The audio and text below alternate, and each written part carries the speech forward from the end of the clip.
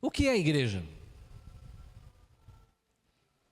Igreja é aquele grupo de pessoas resgatadas, perdoadas, redimidas, porque creram no sangue de Cristo. Igreja não é qualquer pessoa, igreja não é toda pessoa, mas é um grupo que creu em Jesus Cristo e tem os seus pecados perdoados, e se reúne para cumprir a sua vontade. Então, quando pensamos em igreja, pensamos em pessoas, mas não todas pessoas e não qualquer pessoas, mas pessoas que tiveram uma experiência particular e especial com Jesus Cristo, de fé, de confiança, entenderam o que Ele fez por elas e pela fé creem nelas.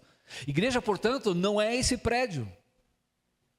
Nós falamos, né, e está consagrado na nossa cultura, no nosso modo de pensar, até lá na Venezuela e em Cuba, né, vamos à igreja, e pensamos num endereço e num prédio. A igreja não é esse prédio, não é esse endereço, não é os eventos e a organização e as coisas, as ações que nós fazemos. Igreja não é essas coisas. Igreja são as pessoas que creram em Cristo e se congregam para fazer e cumprir a sua vontade. Portanto, nós vimos aqui as igrejas onde elas eram caracterizadas, algo chamava a atenção. Algumas igrejas tinham, na sua maioria, eram pessoas muito devotadas, crentes, mas havia um grupinho lá, né, da pá virada. Outras igrejas, a maioria era da pá virada e havia um remanescente lá que levava as coisas de Deus a sério, né? Mas as igrejas eram caracterizadas de alguma maneira. Assim vai ser com a igreja de Filadélfia.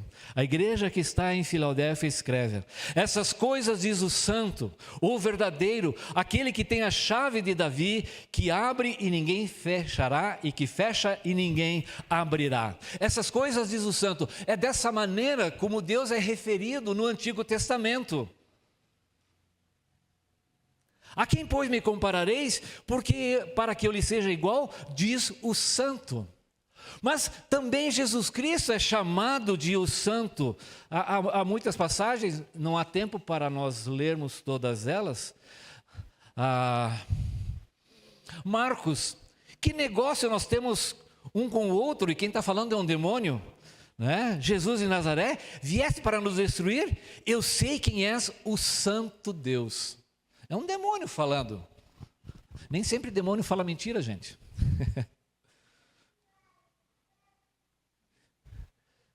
Pedro respondendo, né? Senhor, para quem iremos? Nós cremos e conhecemos que você é o santo Deus. Então é uma referência à divindade de Jesus. A segunda expressão, verdadeiro. A ideia aqui significa, há várias palavras para verdadeiro. Uma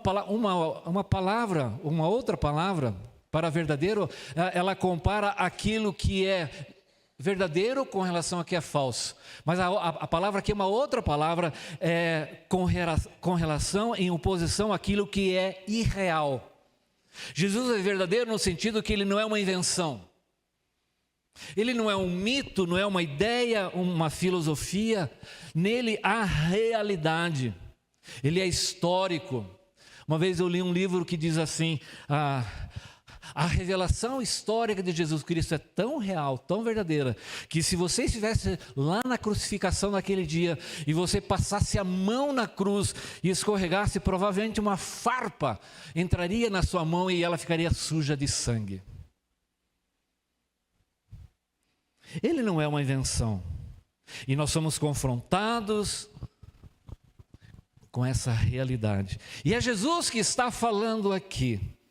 Ele é original, não é uma cópia, é o Deus autêntico e verdadeiro. Não é um Deus menor, como existe uma denominação chamada cristã, que fala que Jesus seria um Deus menor. Pelo contrário, a Bíblia diz que nele habita toda a plenitude. Ele é o exato resplendor. Nele foram feitas todas as coisas. E a terceira expressão é a chave de Davi. Essa é uma expressão que remete ao Antigo Testamento. A ideia principal aqui é de que ele controla e tem autoridade. É uma referência a Isaías 22:22. Eu porei a chave da casa de Davi sobre seu ombro. Quando ele abrir, ninguém fechará. Quando ele fechar, ninguém abrirá. Eliaquim estava substituindo Sebna, ele aprontou lá, e agora é uma referência que agora Eliaquim abriria e fecharia a sala do tesouro. Ele tinha o poder e autoridade, é essa referência. E nesse texto então, sobre os ombros de Jesus está essa autoridade de abrir as portas do reino e fechar as portas do reino, e ninguém mais pode fazer. A ideia de ter chave significa autoridade, poder e direito. Eu lembro até hoje quando meus pais me deram a chave de casa, eu me senti muito importante. Agora eu podia entrar e sair a hora que eu quisesse. Não, claro que não. Se eu fizesse, poderia fazer isso, mas eu ia ganhar algumas tatuagens, né, em certas partes do meu corpo, assim, que iam arder por um tempo. Então eu era bobo, mas não tão bobo, né? Mas eu podia abrir e fechar. Mas tem um momento da sua vida que a sua responsabilidade aumenta e o molho de chaves aumenta. Qual é? Quando é? Não é possível que vocês não saibam. Quando, Dinho? Exatamente, boa, Dinho. Quando você casa. Aí tem umas 7, 8 chaves, né? Isso significa que aumentou a sua responsabilidade, autoridade. Porque agora você tem as chaves que você deve entregar para sua esposa, né? Porque ela que... essa é outra história.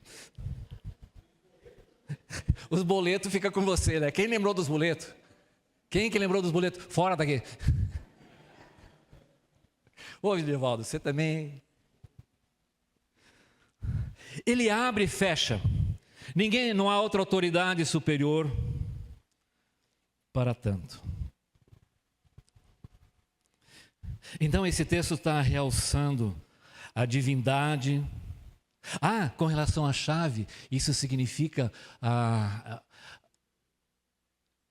as chaves do trono de Davi, identifica a origem messiânica de Jesus.